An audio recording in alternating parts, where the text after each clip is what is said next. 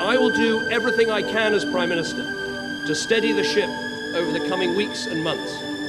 But I do not think it would be right for me to try to be the captain that steers our country to its next destination. This is not a decision I've taken lightly, but I do believe it's in the national interest to have a period of stability and then the new leadership required.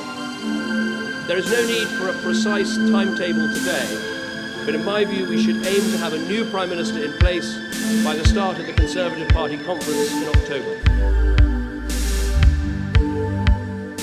You voted out. Yes. If there was one thing you could do now, what would it be and why?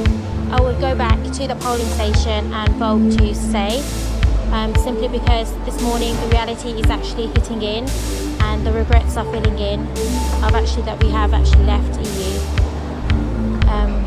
Very disappointed. The whole family this morning, even though the majority of us voted to leave, we are actually regretting it today. Did you think you might get a chance to vote again?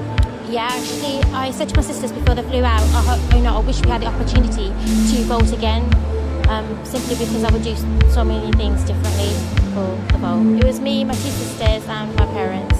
And all of you would now vote differently, having seen what's happened this morning? Yeah. David Cameron leaving while resigning. That was the biggest shock. We didn't really expect that to happen. I'm worried about my future job.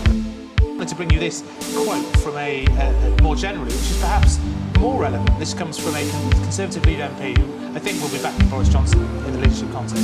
He told me this. He said, I said to him, so where's the plan? Can we see the Brexit plan now? There is no plan. The Leave campaign don't have a post-Brexit plan. And he was pointing over there to where the Vote Leave HQ was, and then he pointed over there and he said, number 10 should have had a plan.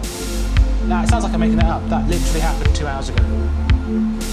So, and I've said this before, the person with the most thought-through plan, as evidenced by the past 48 hours, is astonishingly Nicola Sturgeon, the First Minister of Scotland. I don't know what to say to that, actually, myself. So we'll take a break very briefly. We'll be back with lots more on this story, rolling on as it does, in a few minutes' time.